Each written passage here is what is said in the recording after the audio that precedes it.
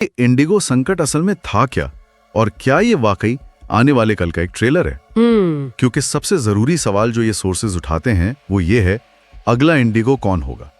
क्या भारत के दूसरे जरूरी सेक्टर्स में भी ऐसी ही जमीन तैयार हो रही है, जहां एक या दो बड़ी कंपनियां पूरे सिस्टम को अपनी मुट्ठी में कर सकती हैं? एग्जैक्टली। तो चलिए इसी सवाल से शुरू करते हैं। पहले उस संकट को थोड़ा और करीब से देखते हैं।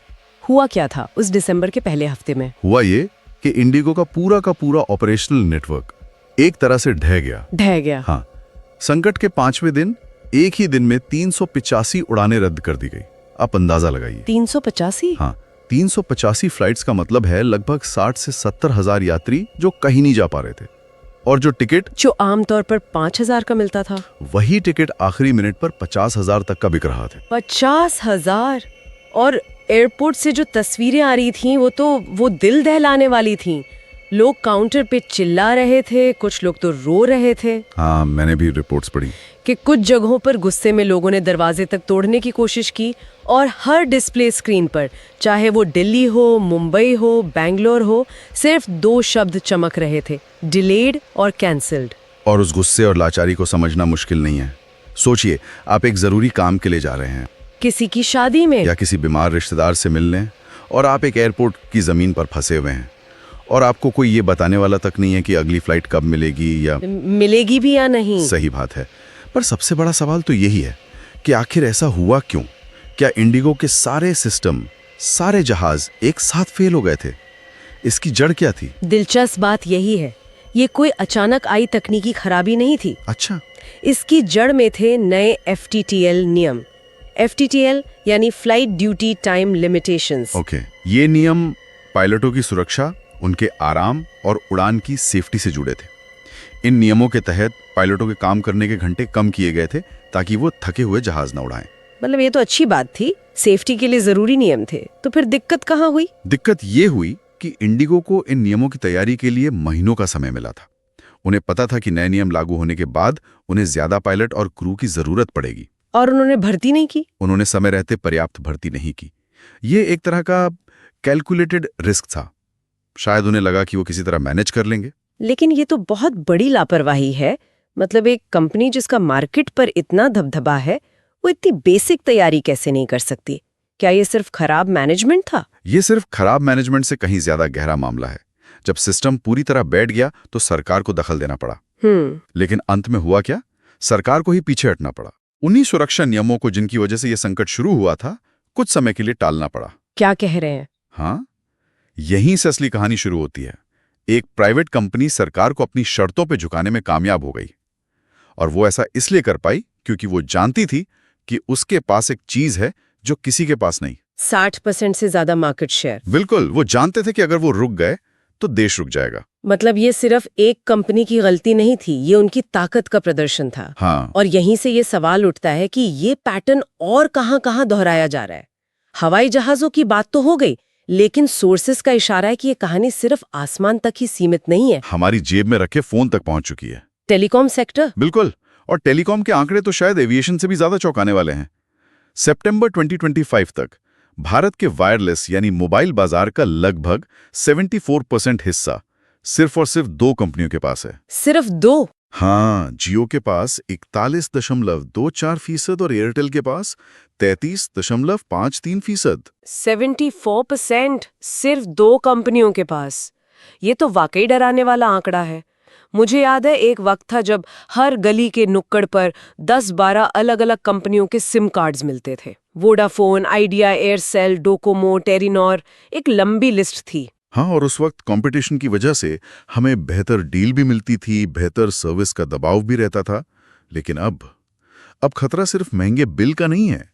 सोचिए, अगर किसी दिन इनमें से किसी एक बड़े नेटवर्क का कोर सिस्टम सिर्फ 24 घंटे के लिए ठप हो जाए तो क्या होगा? हमारी कॉल और इंटरनेट तो बंद होगा ही, लेकिन अब तो हमारी पूरी जिंदगी ही इसी पर टिकी है। UPI payments, internet banking, cab book करना, खाना ऑर्डर करना, बच्चों की ऑनलाइन क्लास, ऑफिस का काम, सब कुछ एक झटके में रुक जाएगा।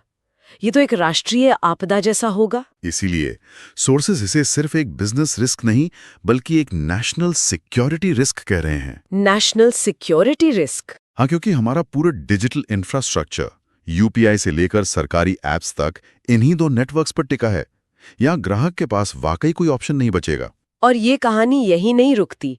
घर बनाना हर भारतीय का सपना होता है और उस सपने की नींव में लगता है सीमेंट। वहाँ क्या स्थिति है? वहां भी कहानी कुछ ऐसी ही है। अकेले अल्ट्राटेक सीमेंट के पास देश की कुल सीमेंट उत्पादन क्षमता का लगभग 1/4 हिस्सा है। 1/4? हाँ, और अब अगर इसमें हम अंबुजा, एसीसी ग्रुप और श्री सीमेंट को जोड़ दें तो कुछ ही कंपनियां आधे से ज्यादा बाजार को कंट्रोल करती हैं। तो मतलब हर 4 में से 1 बोरी सीमेंट उन्हीं की है। इसका सीधा असर तो कीमतों पे पड़ता होगा। पड़ता नहीं है, पड़ सकता है। चेतावनी इसी बात की है, अगर कल को ये 2-3 बड़ी कंपनियां मिलकर दाम 25-30% बढ़ा दें तो सरकार या ग्राहक के पास मोल भाव करने की कोई गुंजाइश ही नहीं बचेगी। और मध्यम वर्ग के लिए घर बनाना एक सपना ही बन के रह जाएगा। बिल्कुल, यहाँ कोई छोटी कंपनी उनका मुकाबला करने की हालत में ही नहीं है। और यही पैटर्न हमें देश की लाइफलाइन यानी पोर्ट्स और कार्गो में भी दिखता है। देश में आने जाने वाला लगभग 27% माल अकेले अडानी पोर्ट्स के नेटवर्क से गुजरता है। 27%? इसका मतलब है कि देश में आने जाने वाला हर चौथा टन सामान, चाहे वो तेल हो, कोयला हो या खाने पीने का सामान, उन्हीं के नेटवर्क पर निर्भर है। बिजली वितरण में भी यही हाल है। मुंबई, दिल्ली, अहमदाबाद जैसे बड़े शहरों में गिने चुने खिलाड़ियों का ही कब्जा है। तो इन सभी सेक्टर्स में एक बात कॉमन है, ग्राहक के पास विकल्प की लगातार घटती ताकत, और यही मजबूरी एकाधिकार की असली पहचान है। तो सवाल ये है कि हम यहाँ तक पहुंचे कैसे? खासकर इंडिगो के मामले में वो रातों रात इतनी बड़ी कंपनी तो नहीं बन गई। ऐसा क्या हुआ कि बाजार में बाकी खिलाड़ी टिक ही नहीं पाए और इंडिगो इतनी बड़ी हो गई कि वो टू बिग टू फेल बन गई? ये कोई एक रात की कहानी नहीं है। ये 15 से 18 साल की एक बहुत सोची समझी रणनीति और बाजार के बदलते हालात का नतीजा है। इसे हम 3 हिस्सों में बांटकर समझ सकते हैं। ठीक है, तो पहला दौर क्या था? पहला दौर था 2005-6 का, जब इंडिगो बाजार में आई। उस वक्त jet Airways, Kingfisher, air Deccan जैसी कई बड़ी छोटी कंपनियां थीं। इंडिगो ने 3 चीजों पर फोकस किया। पहला, नो फ्रिल्स मॉडल, यानी कोई तामझाम नहीं, सस्ता टिकट। बिल्कुल। दूसरा, आक्रामक विस्तार, यानी तेजी से नए रूट और नई फ्लाइट्स। और तीसरा, जो सबसे अहम था, सिर्फ एक ही तरह के विमान, एयरबस A320 का इस्तेमाल करना। एक ही तरह के विमान, इसका क्या फायदा हुआ? ये तो सुनने में थोड़ा अजीब लगता है। नहीं, इसका बहुत बड़ा फायदा हुआ। एक ही तरह के प्लेन होने से पायलटों की ट्रेनिंग आसान हो गई, मेंटेनेंस का खर्च कम हो गया, स्पेयर पार्ट्स का मैनेजमेंट सस्ता पड़ा।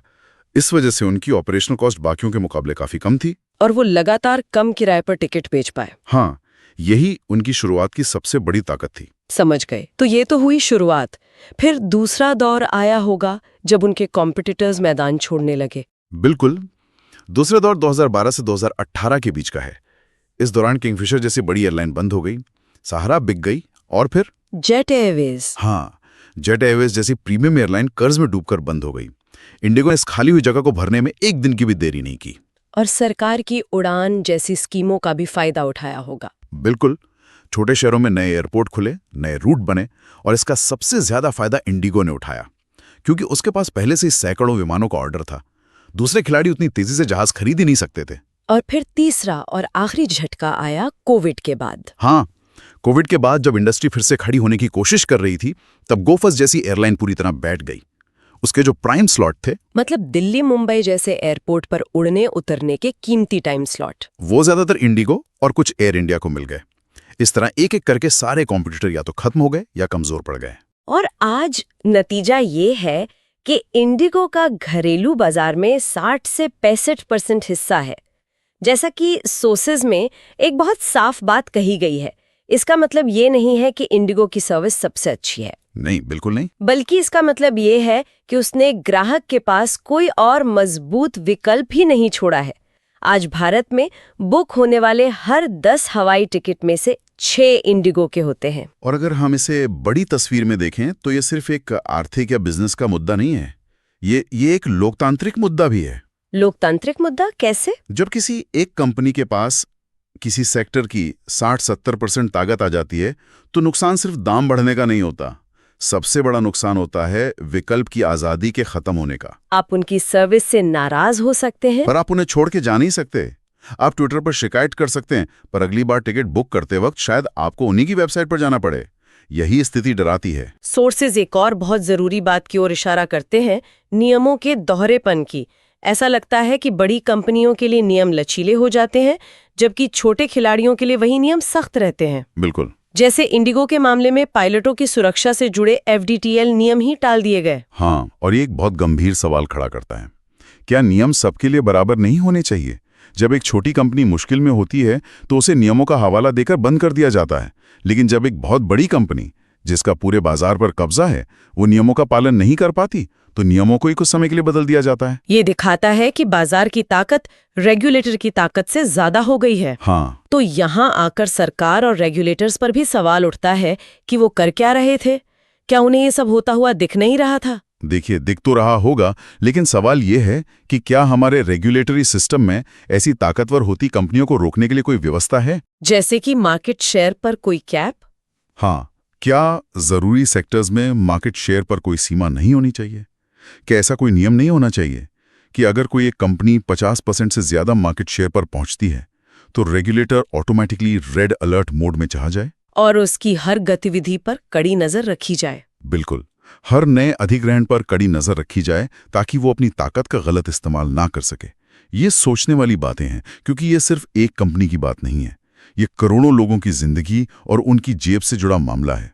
तो इस पूरी बातचीत का सार क्या है? हम क्या समझें इससे? मुझे ऐसा लग रहा है कि इंडिगो संकट ने हमें भविष्य का एक ट्रेलर दिखा दिया है। एक ऐसे भविष्य का जहां हमारी जिंदगी के हर जरूरी पहलू पर, चाहे वो सफर हो, डेटा हो, बिजली हो या फिर घर बनाने का सीमेंट, कुछ ही कंपनियों का नियंत्रण हो सकता है। बिल्कुल, ये एक वेकअप कॉल है। सोर्सेज हमें एक बहुत ही बुनियादी सवाल के साथ छोड़ जाते हैं। हम कैसा भारत बनाना चाहते हैं? वो भारत जहां कंपनियां नागरिकों की सेवा करें और उनके बीच कंपटीशन हो, या वो भारत जहां नागरिक कुछ गिनी चुनी कंपनियों के रहमो करम पर जिएं? जहां नियम सबके लिए बराबर लागू हो या जहां नियम ताकतवर के हिसाब से बदल जाए? हाँ, ये कहानी अभी खत्म नहीं हुई है, ये तो बस शुरुआत लग रही है। और अंत में सोचने के लिए एक विचार जो इस पूरी चर्चा के दिल में है। इस पूरी कहानी का सबसे खतरनाक संदेश उस एक लाइन में छिपा है जो अक्सर हमें ऐसी स्थितियों में सुनने को मिलती है। भाई साहब, ऑप्शन ही क्या है? हाँ भाई साहब, ऑप्शन ही क्या है? जिस दिन ये सवाल पूछना बंद हो जाएगा और ये एक सामान्य स्वीकार किया हुआ जवाब बन जाएगा, उस दिन असली खतरा शुरू होगा। बिल्कुल। ये सिर्फ एयरपोर्ट की फर्श पर बैठकर हमारी लाचारी नहीं होगी, बल्कि हर महंगे बिजली बिल, हर खराब नेटवर्क और हर मनमानी कीमत के सामने हमारी बेबसी का प्रतीक बन सकती है।